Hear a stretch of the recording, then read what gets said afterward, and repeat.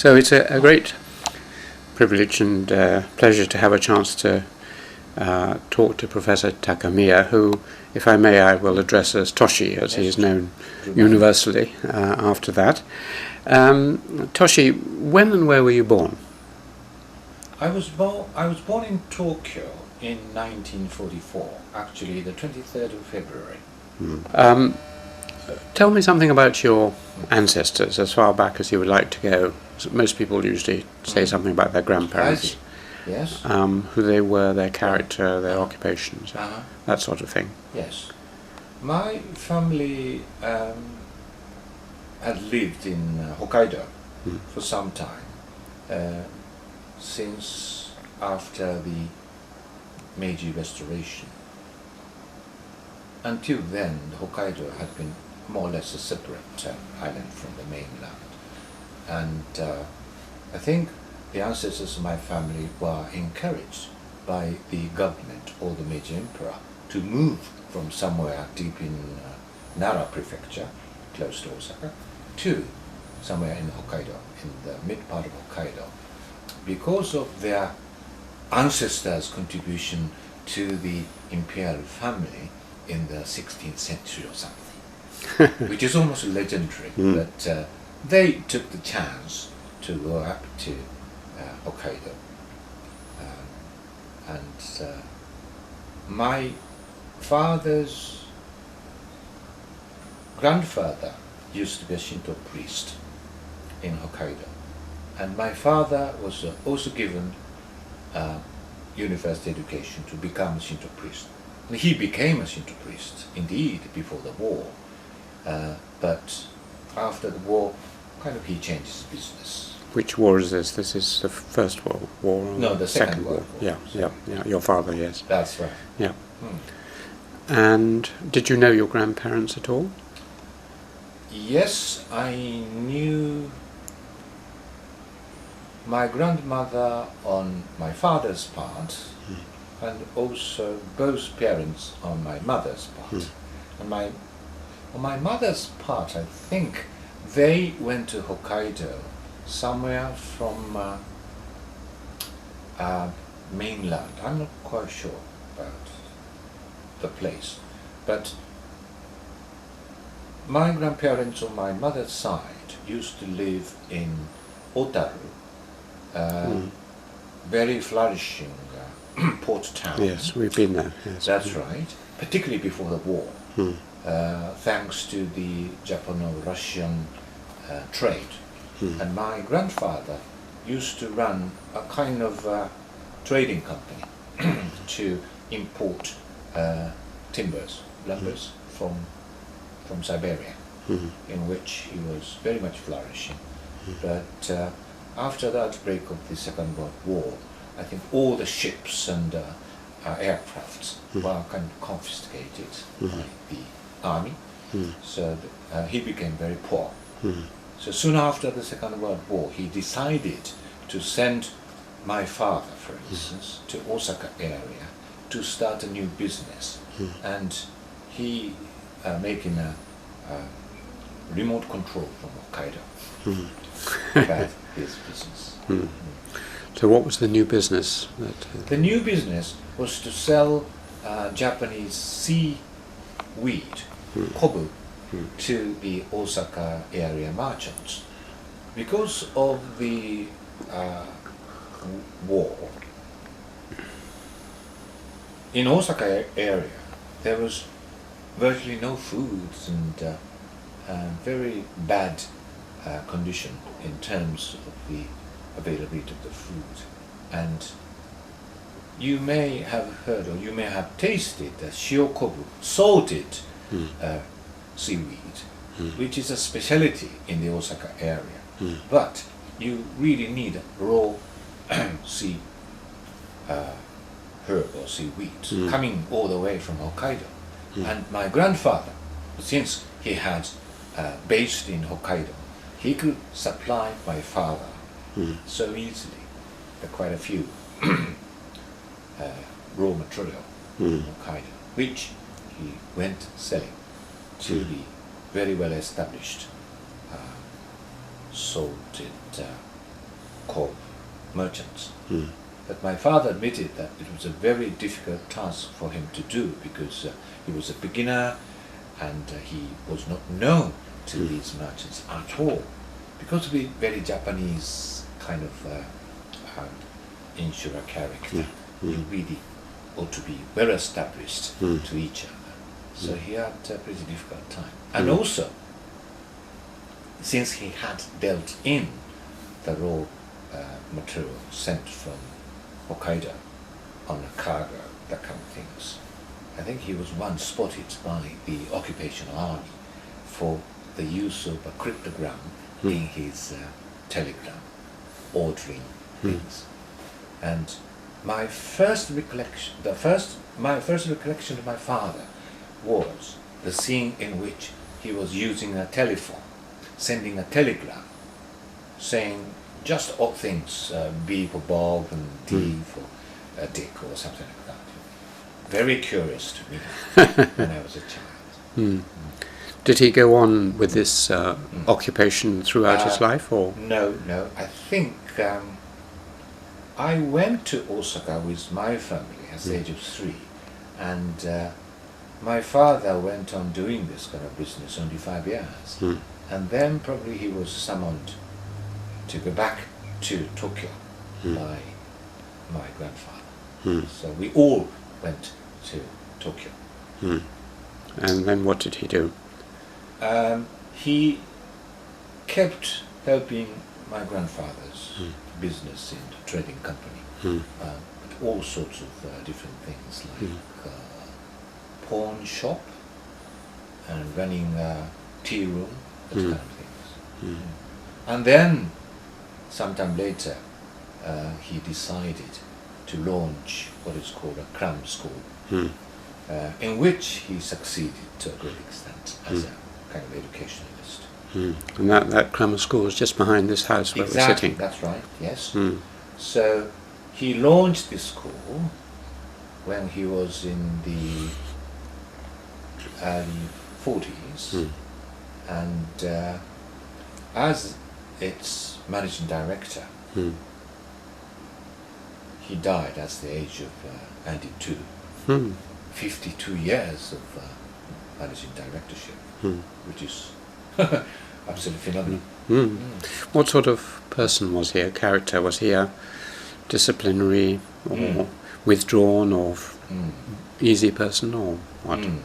Well, he was a family man coming home, but I didn't know very much about his business attitude. I thought he must have been very kind of austere, strong-willed person in business matters. And his model was the Japanese army in which he was involved.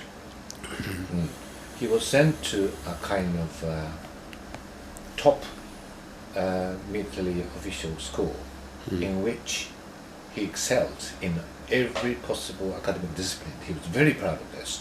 He did far better than the University of Tokyo graduate and so on.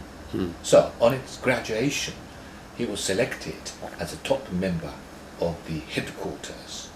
So he wasn't given any chance to go abroad, I mean to Siberia, China, Korea, in which many soldiers had to die or suffer terribly. But he was confined to a rather comfortable place in the in the headquarters. So his motto was study hard. He insisted to our children, to my brother and myself. Are you the older brother or the younger? No, I've got one younger brother. So we were all scolded by my father. Study, study. See? Terrible father. Terrible father in that. Yeah. Very disciplinary. Very, very disciplinary. Yes. His model was anything which he learned in army school. What about your mother? What was she like? My mother was brought up in a well-off family because of my grandfather used to run the very big or successful trading company in Otaru. My mother once said that their house has got no performance stage in the garden, so that every summer, for summer holidays, many Tokyo actors and musicians of no drama came along to Hokkaido, staying in their house as guests for a month or so. So that was a very good training sessions which she was able to receive. And so my mother and also my father used to chant, songs and playing instruments. So I think my mother must have lived a very happy girlhood days. And just before the war, they got married, and I was their first son. And she was again, oh yes, still now she's very punctual. Punctuality has been her forte. Yes, particularly in eating times. She insists that we should eat lunch at 12 noon and evening meal at 6 o'clock. Still now. You mentioned the No Theatre. Yes. And that they could perform some of these. One thing that I'm particularly interested in is your interest in medieval, Arthurian and magical and fairy stories, romance, and all these, or romance, all these things, which suggests that you had a childhood which had strong elements of this magical, mysterious world around you. And No obviously has some element of that. I was wondering whether you thought either the No or whether your mother was interested in reading you children's stories, fairy stories, or anything like that, or you encountered that. On the absolutely opposite. Opposite. Because you see, after the war, we had no time to go enjoying no performance or anything like that. Just family doings. So I don't think I was influenced by my mother's interest or my father's interest in no performance. Anything like that. And also I was not given any sort of discipline, any lesson in Japanese music instrument or anything like that. Once they invited my father's old mentor from his own school, who was also very good at chanting. So after dinner, they started chanting No songs endlessly, which was really terrible for us. We were forced into a bedroom and listening to this wailing. What appears to be a huge noise, not music at all. I was appalled on one or two occasions.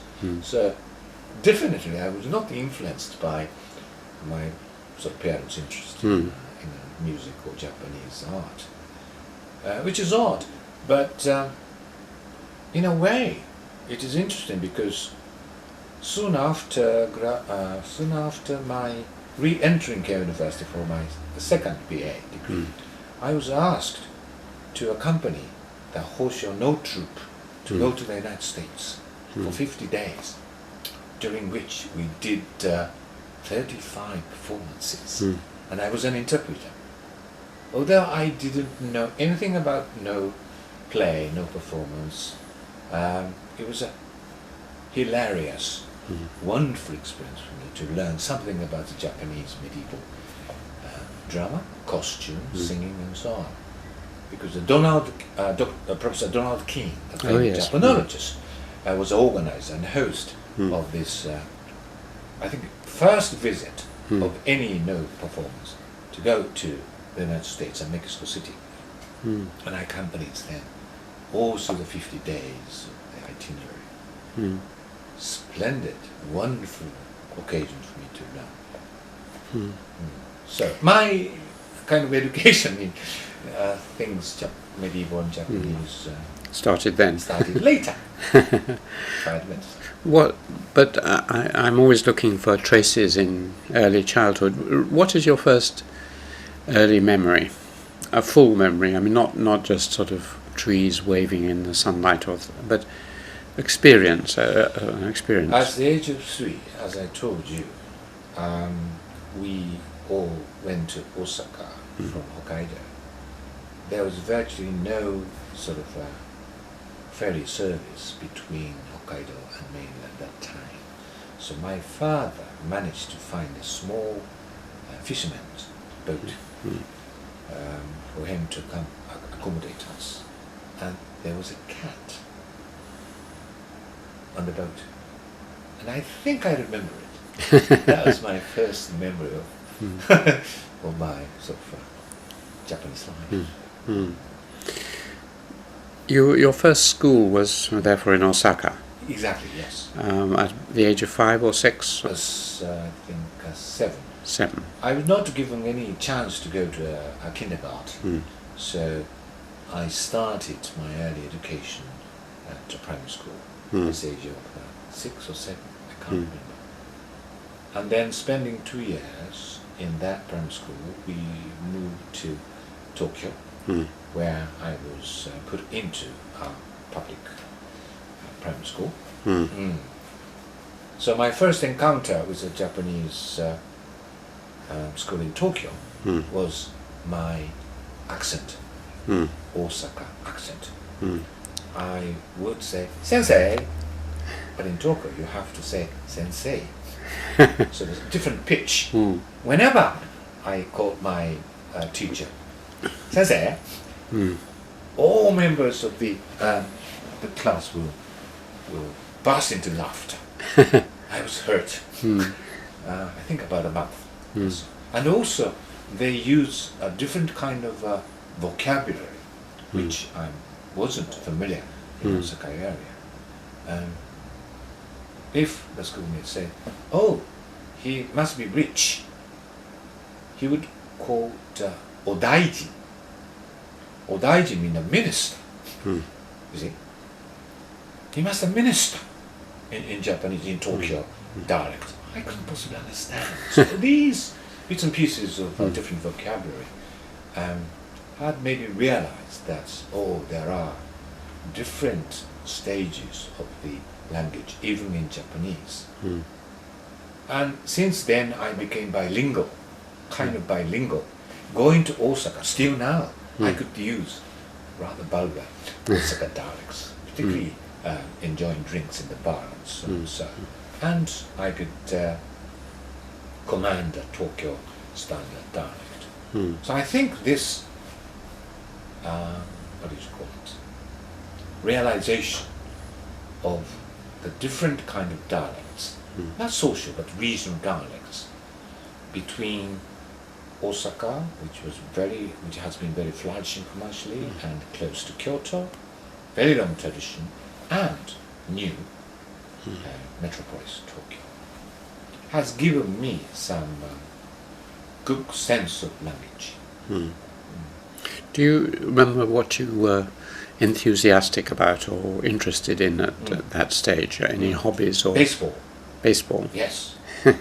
I love playing baseball in a sort of childish way. And my father kindly enough to give me a proper bat and mitt and balls and even a uniform with a New York Yankees logo.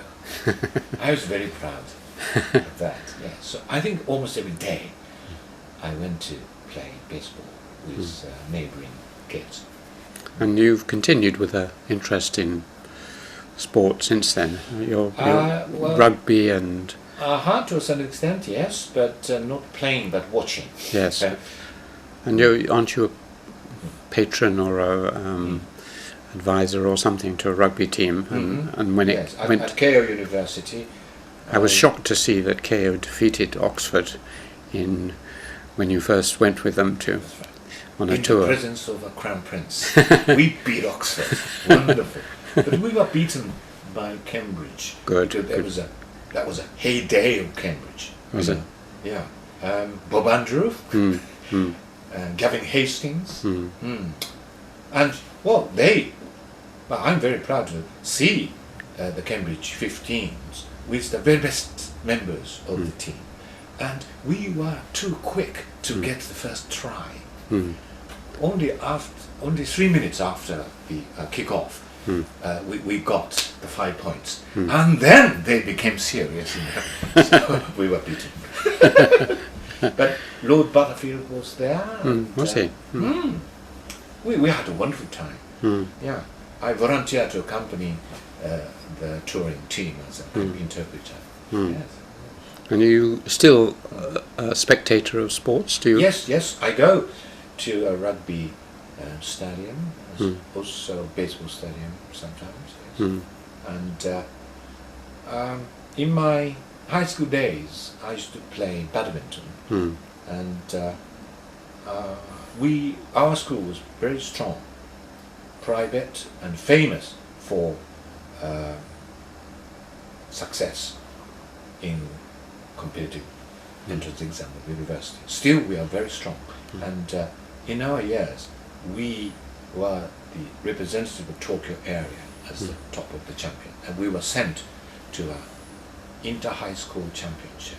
So I went there with them as a manager, playing manager. So this was your high school? That's right, high school days. Well, which high school was this? Azabu High School. Azabu. Yes, if I may say so, Azabu High School has been one of the most prestigious, good high schools, and rather nice for very sort of lenient school rules. Virtually no rules. We made all sorts of merry pranks, practical jokes. Yes, good days. Was it you were a day boy there? Yes. Yes. Although, it is not a boarding. a dormitory. No, it's not a boarding school. Do you remember any of the teachers at that school particularly inspiring you? Well, I think every member of the school loved teacher painting, Japanese painting, who was a recent graduate from the Tokyo University of Fine Arts. And his father, his grandfather, also very famous Japanese painter. But this one came to our classes making jokes, laughter all the while. Because you see, in other serious subjects like English, mathematics, we are really supposed to be serious, studying and so on. So, but this Japanese art painting class, wonderful for relaxation and exchange of jokes. He allowed us kind of merry pranks. Yes. And he became very famous as a Japanese painter later in his life. And do you paint yourself? I don't, and I didn't very much, but I love kind of Japanese drawing very much, copying insects from the encyclopedia. But I wasn't good at all. I had no artistic talent, which I regret very much. Although my mother was very skillful in sort of painting and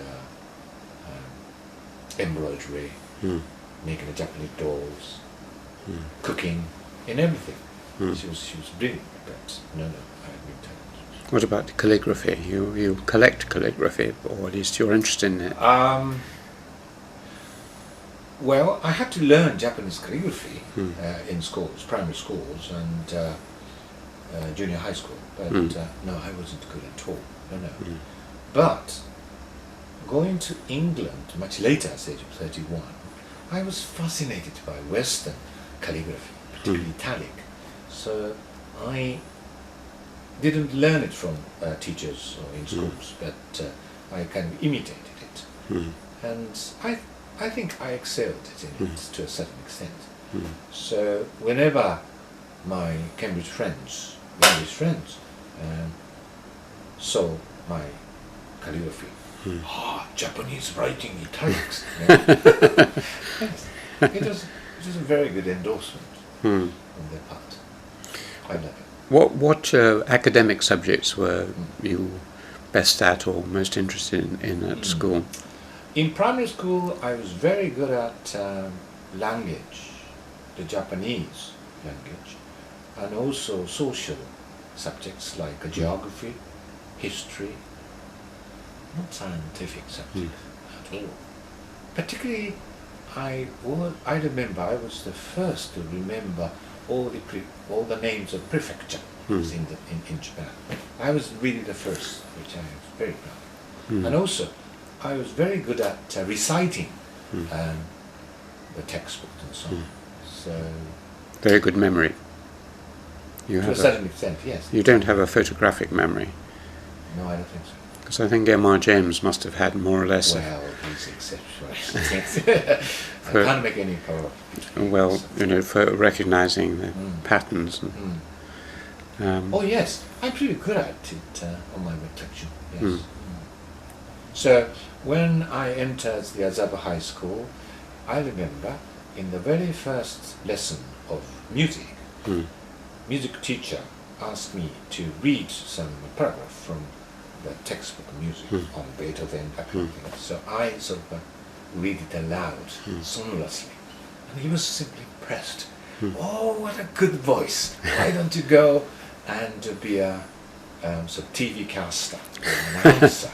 I was very pleased to hear that. Because in my school days, I really wanted to be a broadcaster myself. What about music? Did you learn an instrument? Well, I wanted, but I was prohibited by my father to get indulged in such a kind of popular pastime. Sports can be all right, but not music. So even if I wanted my father to buy me a guitar, no, he said, no. Why don't you go and spend that time in studying or learning the spelling, that kind of thing. So only after my entry to Keio University, it was more kind of leisurely time, I started the piano lesson, which I liked, but by that time my ear was so musical that my hands couldn't follow my ear. You know what I mean? Yes. So I had to abandon piano playing. But you listen to a lot of music, do you? Absolutely, yes. I was given any sort of family influence at all. Although my mother was brought up in a very good family, she learned how to play piano and also listen to records and so on, classical music. But, well, we had no time to listen to it. But all of a sudden, at the age of 12, for my birthday present, I asked my mother to buy me Beethoven's the Fifth Symphony on record. She was kind enough to give it to me. I still keep it somewhere. It was a very good recording done by Toscanini. But our music, the record player, hasn't got any LP level, just the SP and so and so. So I had it very instantly. I still keep it for my sort of very deeply heart experience. But since then, I was very, very fond of classical music. You were mentioning the Yes. interest in classical music or love of classical music. Which classical music? I mean, as a medievalist, do you like medieval music? And my interest in medieval music came much later.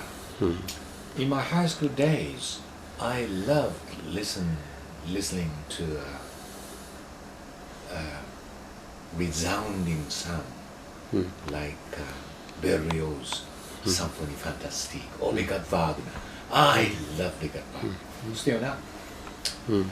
And so, I spent many hours listening to live broadcasts from Bayreuth, festival performances, and I think my high school days were divided into three paths, like studying in preparation for the entrance exam, and playing badminton, and listening to music.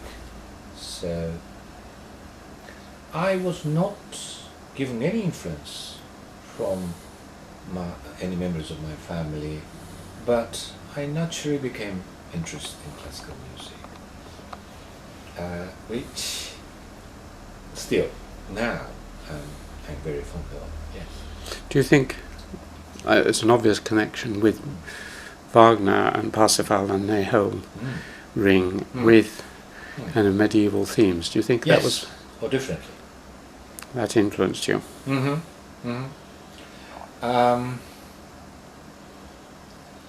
I graduated from the Faculty of Economics first at Keio University, and then I went to the English department for my second BA.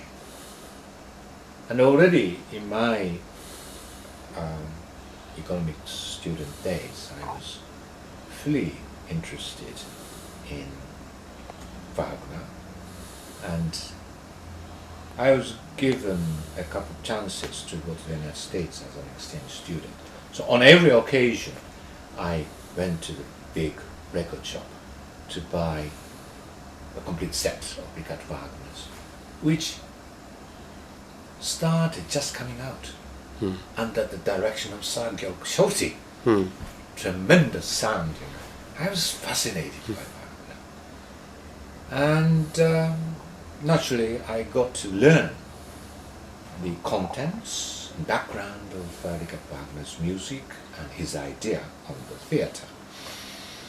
So, I instantly learned that some of his heroes in the music drama were Arthurian characters, Parsifal, Tristan, and so on. So, when I re-entered the university for my English disciplines, I really wanted to do something on Arthurian or medieval. And I happened to discover Satumas Manuel's Mustafa. And my supervisor, Fumio Kuriagawa, was the first Japanese translator of Manuel's Mustafa, which was just published. So I read it in Japanese translation first, and I went to see Professor Kuriagawa in his office, and I wanted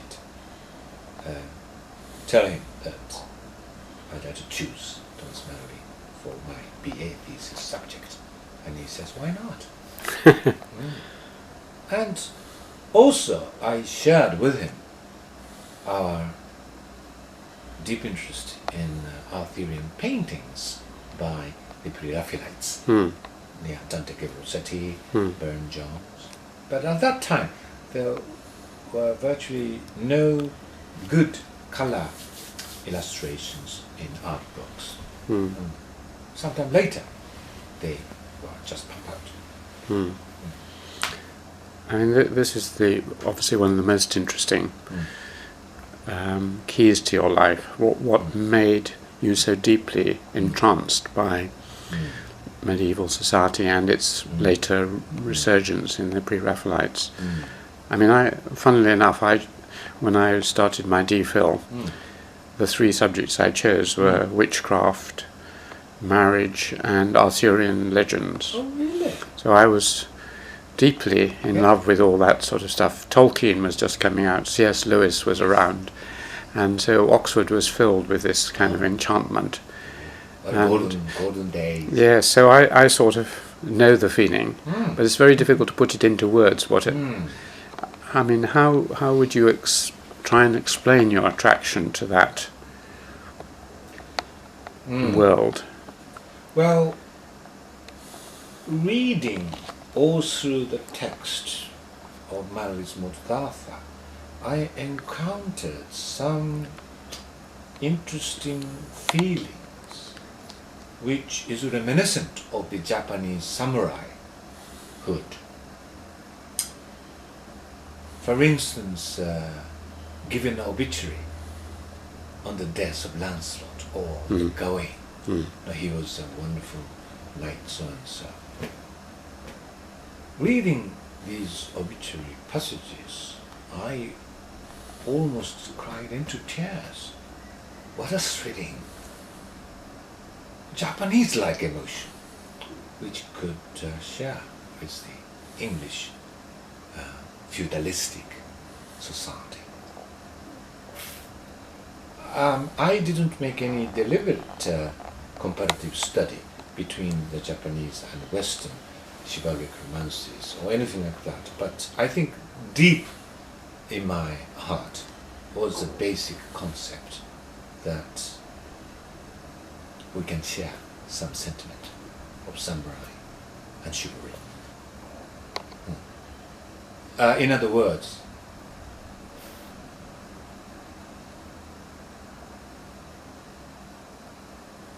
the sense of honor and dishonor, shame, I think that kind of element is very strong in Japanese samurai writings, as much as in Mallory. Much more than any sort of other French Arthurian romances. So this kind of sentimentality attracted my attention very much. Do you like Tennyson? Tennyson, yes. Mort Arthur? Indeed. Oh yes, Tennyson, Swinburne, T.H. White. T.H. White? Yes. Oh yes, I'm a fan of T.H. White Oh, too. yeah. Humorous and very knowledgeable. Yes, I'll tell you later a story about T.H. White which you'll like. But were you also or had you read Bushido by Nitobe? Yes. Because that has this element of chivalry and Exactly, that's right. Christian mission. Yes, And but that kind of book I read a bit later. Well, sometimes soon after I started reading Arthurian literature seriously. And you've emphasised the sort of chivalric side of it and the feudal order and so on. Yes. Did the other side, the kind of magic and the faerie, as they put it, F-A-E, that element interest you as well? Exactly. Because that links to the Japanese kami, no shamanic side, the enchantment of Japan. Exactly.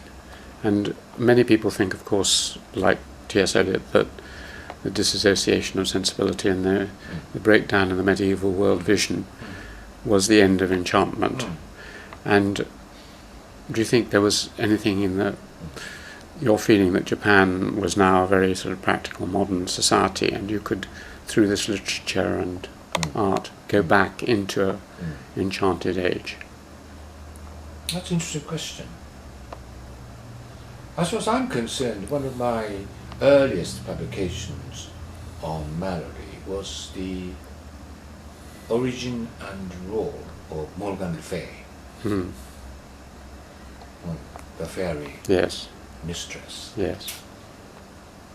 in which all sorts of interesting discussion has been done already by anthropologists, historians, and literary historians, particularly a kind of Celtic goddess, which can be traced in the vision of Morgan Fay.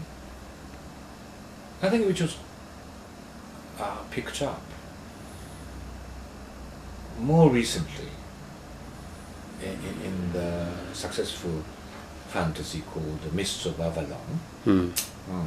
There's all sorts of women characters appearing in Mallory are more sort of dominant figures. Yes. So in the same sense, I think in the present age of fantasies, rather than realistic novels, well, partly thanks to Tolkien and C.S. Lewis, even many Japanese young generation pessimistic on the future would go to romantic world in the past, medieval past, where, well, I don't know how much kind of shamanism, the primitive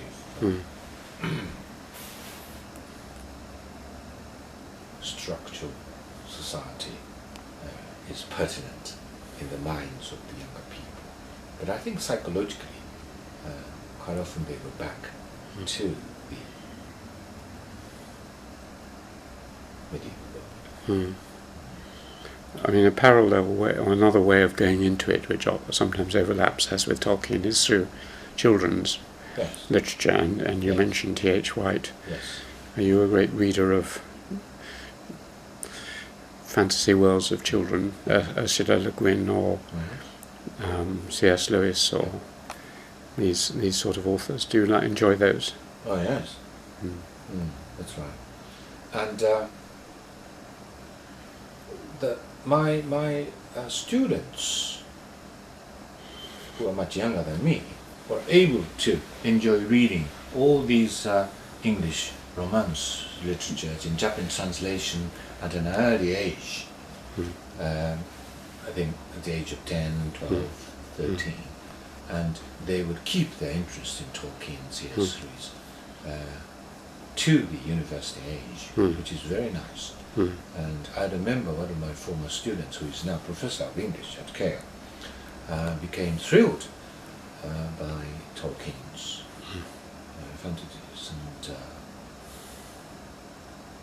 and coming to Keio University, she read Beowulf for the first time seriously in Keio Graduate School, and she told me, all of a sudden, these bits and pieces from the Tolkien come from Beowulf. She was overjoyed with these discoveries. So I should always emphasize the fact that these discoveries will be made only at Keio University, where medieval tradition is very strong. Well, that's probably a good point at which to return to your life. I mean, leaving school, you decided to read what subject at Keio when you first went there? Economics, yes. Was that because economics was what your father and grandfather were interested in, or? In that period, if you are good in human sciences, you are supposed to go and study economics. And if you are good in sciences, you are supposed to go to read either chemistry or physics or computer sciences. So I chose economics naturally, but I was not interested in economics at all.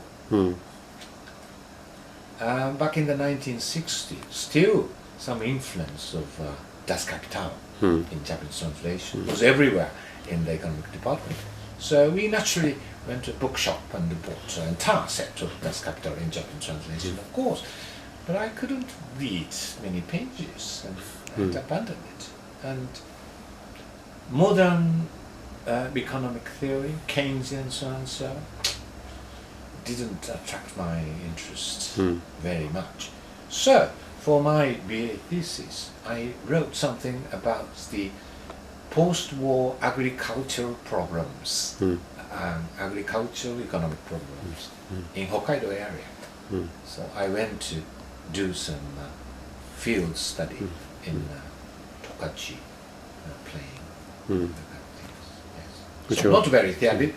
I'm not very sort of good at the theoretical analysis of the economic problems, but so I decided to do field research. But your heart really wasn't enormously interested in it. And what shifted you at what point?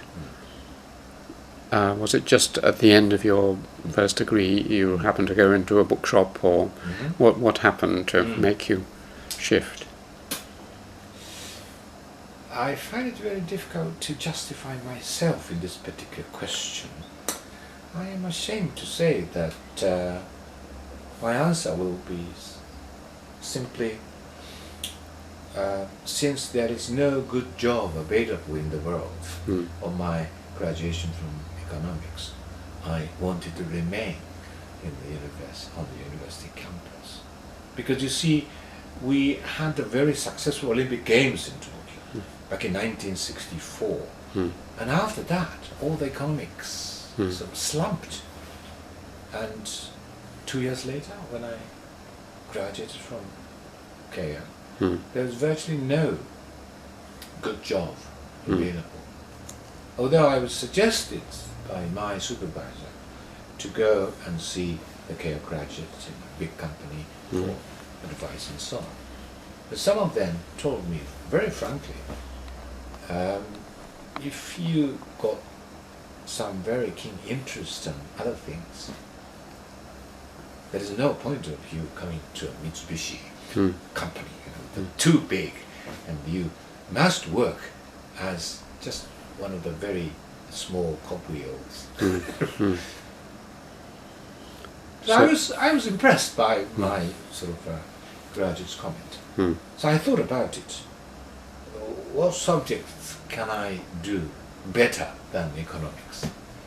And obviously I was very much interested in English. Not English literature, but sounds of English. I remember, without any deliberate attempt to sort of make my English sounds articulate, I noticed that my English should be all right, sound all right. So, in comparison with other Japanese students, so I really wanted to do English phonetics, a kind of scientific analysis of the English language. But there was no such course in the English faculty. And then I happened to attend Professor Kuriyagawa's lectures on medieval English literature. It was fascinating. I was thrilled. So then you were converted, absolutely. And you did your PhD, your first PhD, on Mallory and... I wanted to do Mallory, yes, but at that time in Keio University there was virtually no system of taking a PhD. As much as the University of Tokyo, still now. You see? Yeah. It's a very strange tradition. So I didn't get any sort of PhD. But when I was in the first year of the PhD course at Keio, I was invited to be as a assistant lecturer in English department. So I took it up, and 3 years later I was given a chance to go to Cambridge, thanks to Dirk Brewer's. You went as a Fukuzawa scholar, was that right? Yes, that's right. Yeah. I was given a very generous Fukuzawa scholarship, memorial scholarship. Tell me your first impression when you came to Cambridge. Do you think you'd walked into the Arthurian world of the Ring? I thought I was lucky to come to Cambridge for real academic research on Arthurian literature, particularly. This was 1975. Yes. Dirk Brewer was giving lectures on Mallory, and Jill Mann, a very young woman scholar from Oxford, but she's been giving lectures on Mallory. And I think, yes, Professor Brewer once proudly told me that he was the first to introduce into English syllabus Mallory's Mortal. Because in Cambridge, Mallory's Mortasa was criticized and denounced by Roger Ascham. Since then, there was no one took it up for serious subject study. Well, he was joking, but I could stand. So he was the right kind of person to reintroduce Mallory. Well, you had a very long and productive association with Derek Brewer. Yes, indeed. Tell me something about him as a person and your relationship. He was a man of ideas and generosity, particularly to young students. He carefully listened to your students, and start giving good advice, where to go, what to do, and how to do it. He's a man of practicalities. His launching of a publishing firm is one example. He wanted to publish the young PhD holders' thesis, which even the university press would decline to publish. So that was a heroic deed on his part. And I remember him as the man who likes young people, mature, sophisticated young students. He certainly didn't like all the young students coming up to him for supervision, because one of my colleagues at Darwin College, the Danish mature student, who's been doing Lancelot legend in all European languages, because as a Danish, she's well versed in various languages, but she couldn't get on with Derek, which puzzled me to a certain extent. But now I can tell that she wasn't as kind of mature, sophisticated person as Derek expected her to be.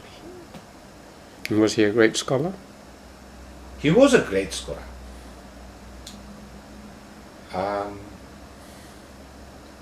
There was some criticism that he hadn't published any sort of magnus opus.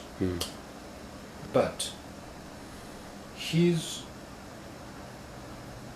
work on Chaucer within the social historical context has never been done by any other scholars in his in the 1950s and so on. Still, I think philological tradition was very strong in English department. So working on Chaucer meant that making a philological analysis of Chaucer's grammar and sounds and so on. But his interest in Chaucer went towards the literary, social, historical analysis, or placing Chaucer in the context in which he excelled. And his first book on Chaucer was kept being published with quite an extensive revision. So I think the same topic with extensive revision was published and republished as a magnus opus. So he was a very good scholar of Chaucer and Mallory. I was very much attached to his notion of Gothic Mallory, or Gothic Chaucer. There has been a very strong controversy between the two schools of Mallory scholars on the unity in Mallory's Mudafa, whether Mallory wrote unified Arthurian story from the birth to death of King Arthur, or whether he wrote 8 separate romances, loosely connected, at different times, are put then together as the end. So this is why you could detect all sorts of discrepancies and strange things, like Tristan was a very fierce fighting knight, while his birth was recounted much later. All sorts of discrepancies were not ironed out. So there had been a fierce discussion on unity, particularly in Malleus Mortvaser, but generally on any medieval literature. Has been going on for 10 or 20 years or so, until person came along with a very nice theory of being Gothic means. He says, look at the Gothic cathedral. The medieval cathedral has got a Norman element, or even Anglo-Saxon. Norman, Romanesque element. And the top of the tower has got a Gothic spiral things which would go towards the heaven. And obviously, artistically, art historically speaking, there is lots of discrepancies, misconception about that. But any medieval traveler exhausted after the day's walking along the highway and byway, when he reached the top of the hill, looking at the town, what a wonderful cathedral architecture he would see as a absolutely total unity. This is the nature of Gothic. I love that. And since he introduced that kind of interpretation, there has been no discussion on unity. That's very good. Yeah, even in Tolkien's trilogy, you could find some discrepancy, simply because he didn't dream of making totally unified story from the beginning to the end. There's some of this in Ruskin, in the Stones of Venice, the idea of the Gothic as a unification of contradictory forces, which are balanced and creative, but they're not unified in the classical mode. So it's very interesting. We'll talk further about that afterwards. Okay, I wanted to perhaps take you on now to, you were working on texts, but it must have been around this time that you decided that, or conceived the idea that maybe you would build up a library and maybe even collect the odd manuscript, Takamiya #1. So how did that happen? I didn't see any Western old book bound in leather until the age of 24. Just ordinary books, cloths, bound. One day, back in 1970, 71, when I went to Isetan department store in Shinjuku, there was a small bookshop of Yushoda. They've got headquarters in Yotsuya, but they opened a new kind of pilot shop with lots of interesting antiquarian books, leather-bound. I was fascinated. I didn't quite realize the fact that I could buy these books with a bit of money. So I bought. But I didn't buy this leather-bound copy on my first visit. I bought one of the Robinson Brothers antiquarian book catalogues of wonderful books and manuscripts which came from Sir Thomas Phillips. That was my acquisition #1. I think last September I celebrated the 41st year of my book collecting. Book collecting, the Western rare book collecting. Although I started collecting Japanese books at the age of 12. So, for the last 40 years or so, I've been collecting Western books, particularly on medieval English literature and early English antiquaries books, English Chronicles, Pre-Raphaelites, that kind of thing. So I've been interested in things medieval, and also I've been interested in later reception of the Middle Ages and medieval literature, so medievalism. Even before the day when the word medievalism was being used.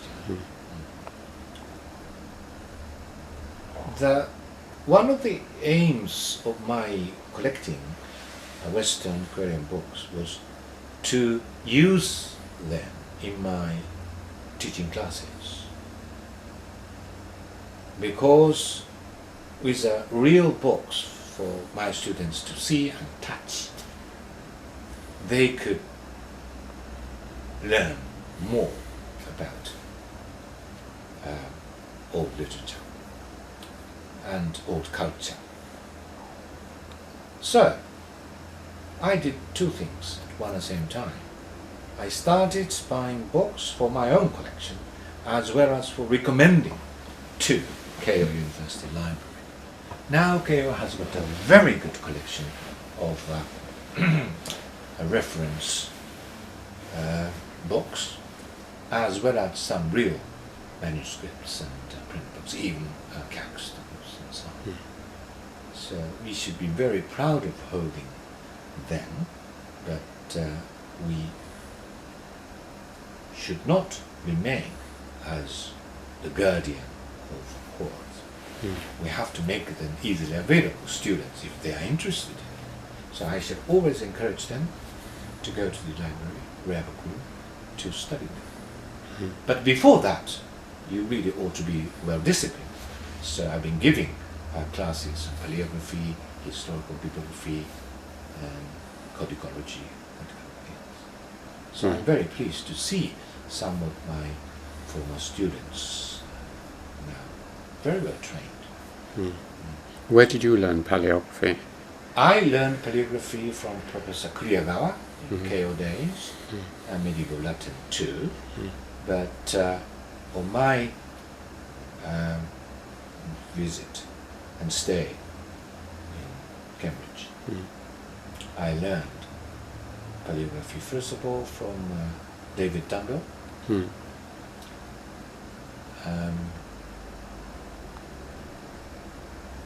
As well as Professor Brewer, I was supervised by Ian Doyle, the Downing man, who happens to be the rare book librarian at Durham. And he was also a supervisor. And he was wonderful in historical bibliography. I learned a great deal. And I got on very well with Richard Beadle, young fellow at St. John's. And Malcolm Parks from Oxford came to Cambridge quite often for lectures. And I went to see Neil Kerr in Oxford. I went up even to Edinburgh, Pitlochry, to stay with him in his house. And we kept talking on manuscripts and books. I learned a great deal. So I was very fortunate in having this kind of network, which I brought back to Keio. And tell me about your first encounter with the manuscript. Yes. You mentioned your first encounter with a book. When did you first buy a manuscript and why?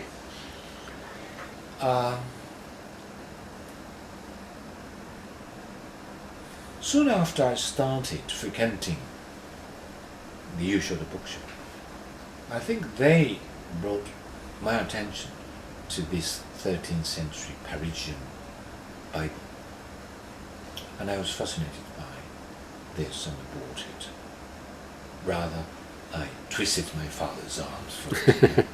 And I told you before, although he was very strict about my sort of buying anything for entertainment or anything like that, but he was very understanding in my sort of serious academic acquisitions. So he has been very supportive in books and so on. Roughly at that time, there have been many Keio professors who went to either Cambridge or Oxford on sabbatical leave. And on their return, they started talking about the importance of manuscripts for scholarly research. So, I found it a good thing to collect manuscripts for my own pleasure as well as for teaching.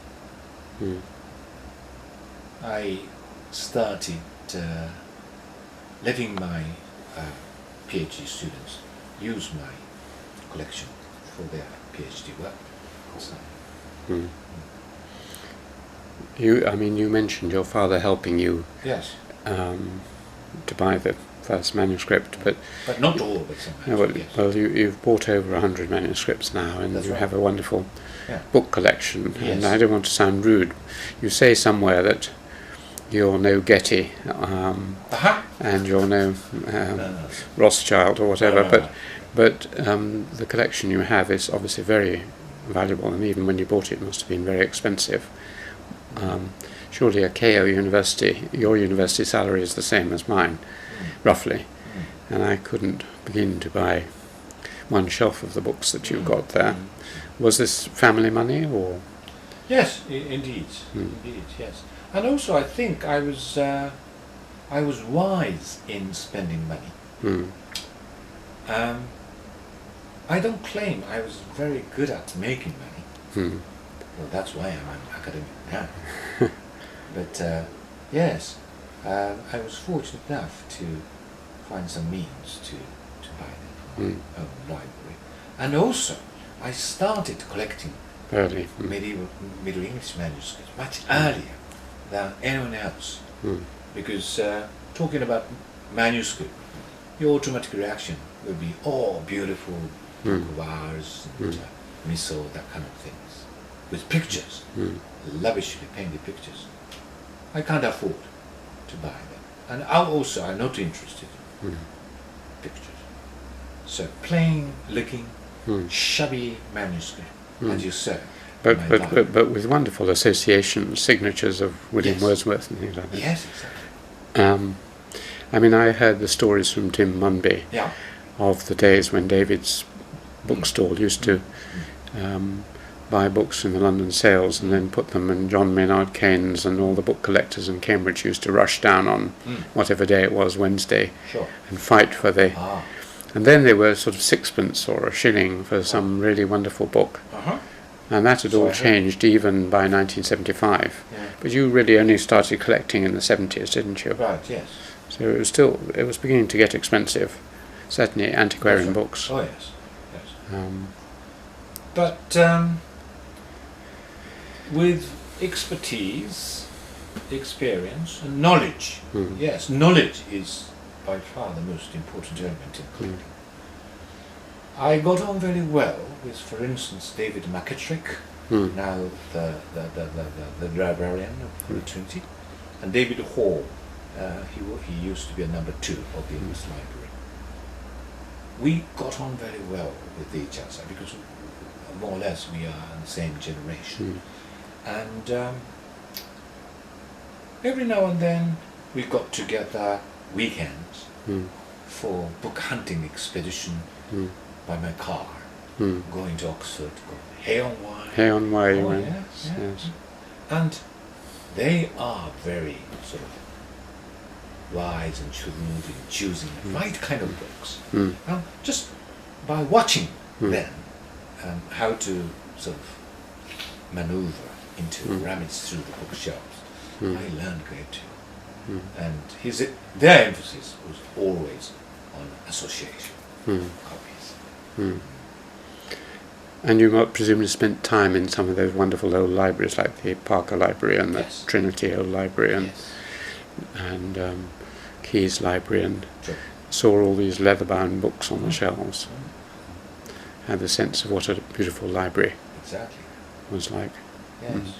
It would be wonderful to have that kind of atmosphere in my library.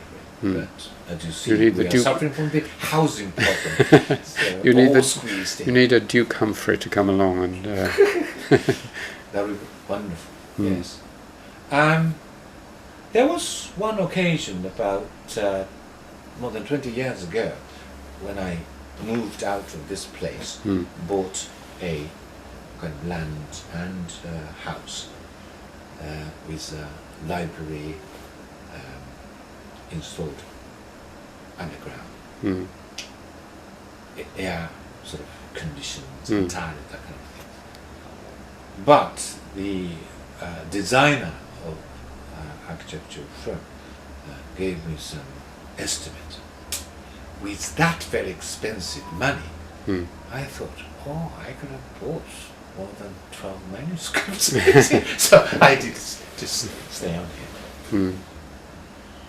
So I think many visitors here from the foreign countries, Hans Kraus and others, were rather shocked to see how small my house is, my library is. But by Japanese standard, no, this is huge. Tell me a little more about your teaching, because I've read several accounts which suggest that you, as you mentioned, you like buying books for your teaching, but you had many students who write in your Festschrifts and draw attention to your unusual teaching methods, not only your style of lecturing, but also the way you organize your seminars and so on. Teaching has obviously been important for you. You've enjoyed it. And Exactly. tell me how you teach graduate students, perhaps, particularly, but any. They always make a complaint about the fact that although I should give them a hint for a certain question or a certain hint for a new research area, I don't always give them right kind of answer to them, and they're puzzled. They have to go to the library to work out. I think that was my way of teaching. If you give a good question and then explain the answer, There's no point. there is no room for them to do research. So I shall keep my mouth shut, or I can't find answers myself. So I would suggest to them, why don't you go and study them and give me back with the right answer. Well, this may sound a bit shocking to you, but I think in Japan university no one has done that kind of teaching. Because, well, if I may say rather candidly, all the Japanese professors in Western subjects would read very assiduously the great authorities, George Steiner, Wittgenstein, kind of things, and put into Japanese and make it easily understood in their own, or make it deliberately difficult for the students to understand. I don't like that idea. I think my teaching style has changed drastically after my 3-year stay in Cambridge. Yeah. How to make them think. Well, this sounds Well, like... this is your spread, isn't it? This is what I was talking about in my lecture. Yes. I mean, it's a totally different approach, isn't it? I think so. And I am right in thinking it's very unusual in Japan to make people think in that way, with confrontational discussions. Sure, that's right. So, in order to enhance this kind of teaching style, I invited lots of distinguished academics, particularly from Britain and from the United States, for our lectures. But under the ordinary circumstances in Japanese universities, we would invite Professor Macfarlane to give a lecture on his own, but virtually no feedback from the students on. I don't like that idea. So in my own seminar, if you are invited to my seminar, certainly I should let you talk as a keynote speaker or so and so. But beforehand you would kindly give us your text, which my student would read in advance and make a critical account of it, and I should make them read papers. Thus exchange of also interesting observations, particularly since you are making a comparative account of Japanese and Western university systems. This is inevitable. This is all we need to discuss. So even in medieval English literature or bibliographical studies, I shall hold the small seminar with 3 or 4 speakers. One is a very distinguished British scholar, Lotte Hellinger from the British Library, but I shall let my 3 PhD students to read their own papers.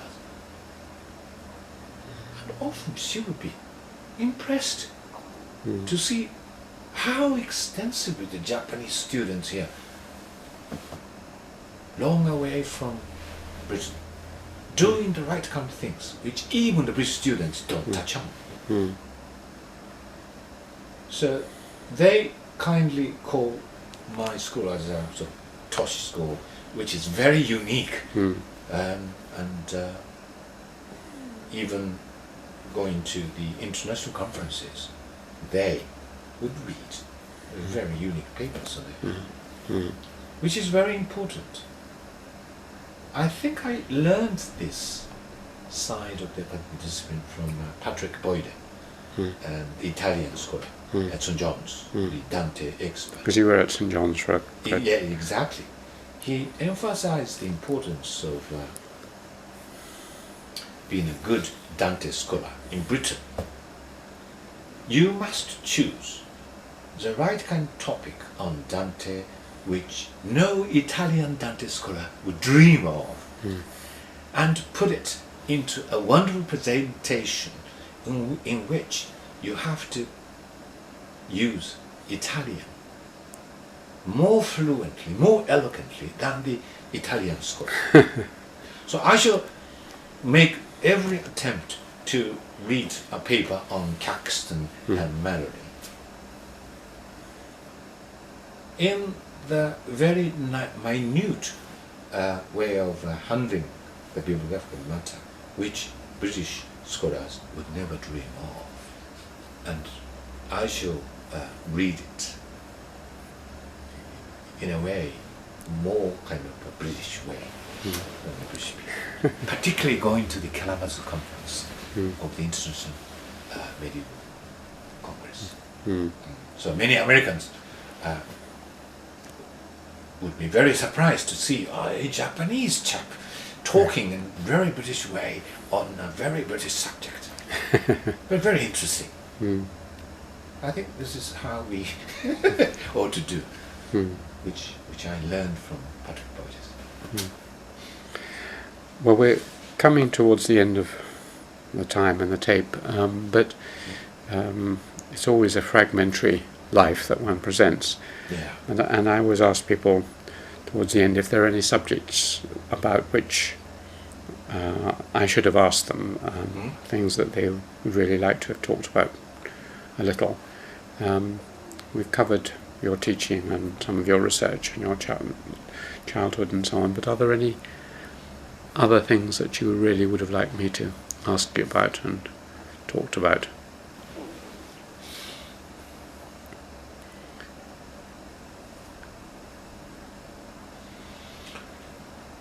I have been a bit worried about the lack of interest among the undergraduate students in the real books. They are content by rummaging through or surfing the digital images for right kind of information.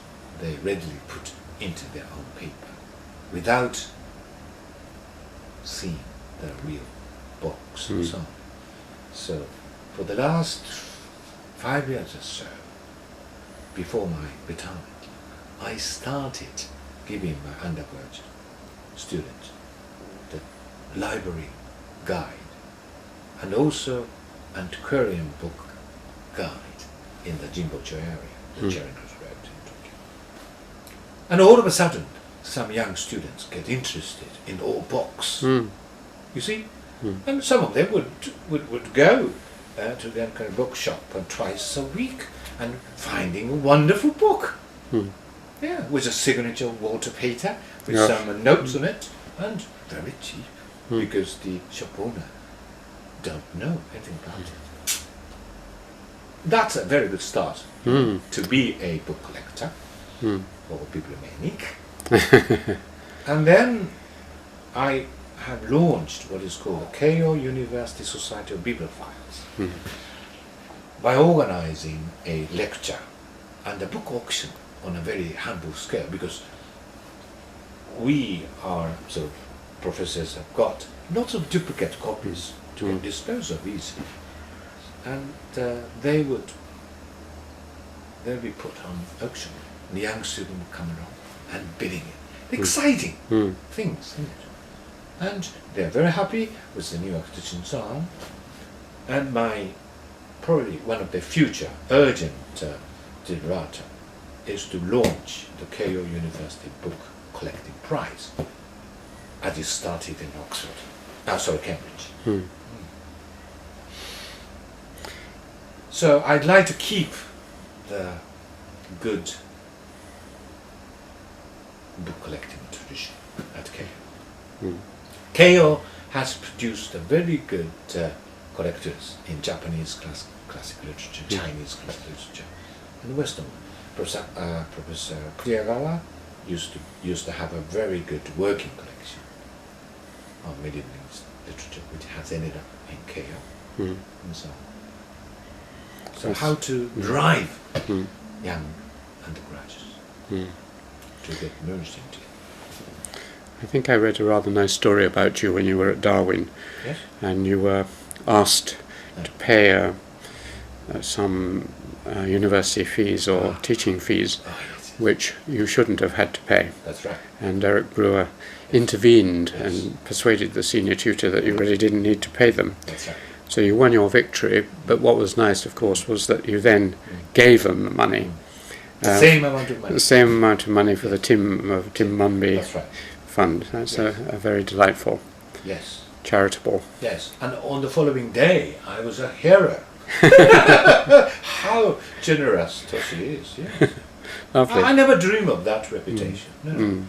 I think what I did was just a rather Arthurian chivalrous gesture. Well, yes, Lancelot offering £1,000 to the Maid of Astolat.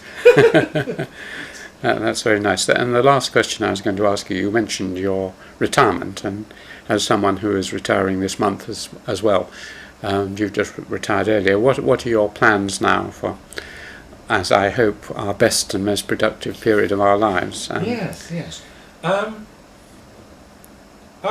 Even after my retirement, as you go to teach at Keio once a week, but no meetings, which is wonderful. And very soon we are going to launch a new portal site called timewithbooks.com on the internet. And I have been made as the editor for the Mail magazine. This site, Time with Books, will encourage particularly young people to go and see the books in the bookshop, library, touch on, fondle them, smell them, for the pleasure of holding books, possessing books, and so on. So this is meant to be for young librarians, booksellers, even laymen that positively interested in books and so on. So I'd like to make it as my last mission to encourage young people getting more interested in real books, as well as much as the digital images. I've been interested in making digital images myself, but